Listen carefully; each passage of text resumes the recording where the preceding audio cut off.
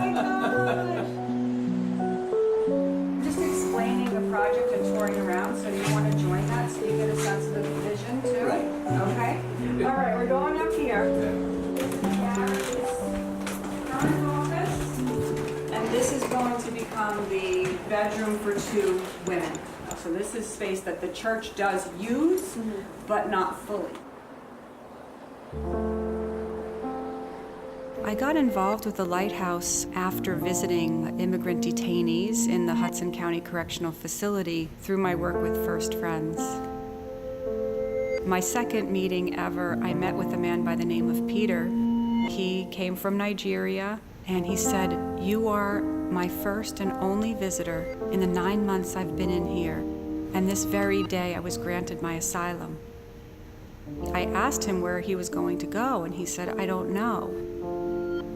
He didn't know another living soul in this country.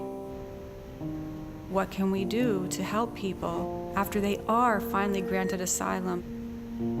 How are we providing hospitality and safe haven and refuge for people who have left a very dire situation for whatever reason? Well, you know, churches are full of all kinds of miracles. They're exactly in the bathroom, right? But this will be the place for the 4 men. So we're picturing a bed in each corner. The night the Lighthouse idea came to me, I didn't sleep the whole night. I just lay in my bed and imagined this place filled with light. The light of love, the light of Christ, the light of relationship, the light of hope and possibility. All right, so let me go show everybody where the supplies are, and then we can all get started.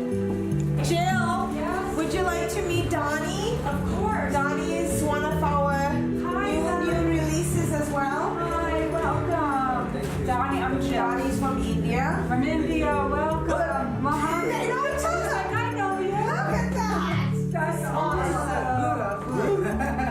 Yeah, they know each other from detention. We are looking at people who are victims of war and persecution as evildoers. We are blaming the victim. Asylum seekers have no criminal history, yet they are treated like criminals. We know that they are locked up 24/7, wearing prison-like clothing, subjected to solitary confinement, subjected to the horrific conditions of a prison. Pues yo estuve en prisión por 8 meses, no en inmigración, sino en una real prisión, donde los tratos pues es para personas que han cometido delitos. Yo pienso que no cometí delitos, simplemente fui a pedir ayuda y pues la ayuda que me dieron fue encarcelarme por 8 meses. And I hear people frequently say, well, they should come here legally. Well, asylees are here legally, and refugees are here legally. Did you work in an airport before?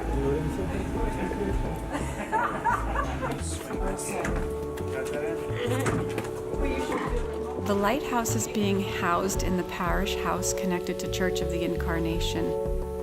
Watching it take shape and form has been a true blessing and a wonderful joy. The Lighthouse is perfect to fit into the mission of the church in this particular time in American history when there's a lot of questions about people coming to our country. It's a great time for us to step up. A lot of our history of our parish is people who come to our church who've been rejected being somewhere else. Incarnation was originally founded by African Americans that were now welcome in other Episcopal churches in Jersey City.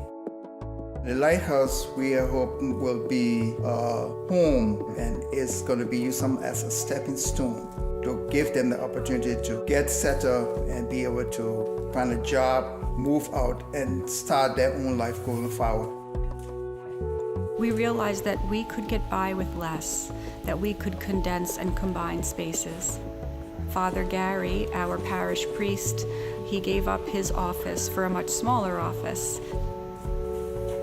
This is what we believe Jesus would do for the other if he were here. Jesus was a revolutionary and a radical of the tallest order. People forget that, you know? They made him Christ the King, and then they just forgot about Christ the healer, the feeder, teacher, the one who's out in the streets with the people who everybody else has just forgotten about. That's the Jesus story. Although it will be temporary housing for people, we really want it to be their first home in the United States. Every single day, I'm looking at hope in the face. There's no shortage to the people who say, I want to help. What can I do? When we leave, everybody's going to process right out and go right outside to the lighthouse next door. And we will all be on the first floor. So Father Gary is going to do the blessing of all the rooms in the central room. My blessings travel. His blessings travel. Okay? What I really am hoping will happen is that churches and synagogues and mosques and other organizations can really think about how they, too, could open a lighthouse of their own.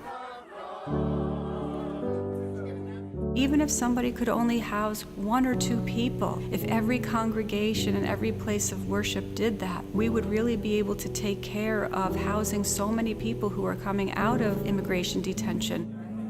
There are many ways to say no to injustice, but I think one of the most important ways is by rolling up our sleeves and coming together and doing something together. We're here today to celebrate our opening, but the people who move into this home, we are committed to helping them transition fully into a full life. It looks great. Doesn't it? I mean, it feels like a home, and that's what we wanted it to feel like. We got all the furniture now. everything you need? Thank you, Mayor Phillip, and happy birthday. Thank you. Bye. Thank you. I'm really hopeful that people will recognize how easy it is to make room and to make space for other people in our lives, that we have an abundance in our lives and that there's more than enough to share, and that we will see Lighthouse number 2 and Lighthouse number 3 and 4 and so on popping up around our state and even beyond. My hope is that by doing this project, not only will the people who are coming to live in the lighthouse be fed and nurtured and healed, but those of us who have the privilege of working with them and of becoming their friends, we too can be healed. We too can increase our capacity for love. And through that, I really believe that's how the world changes.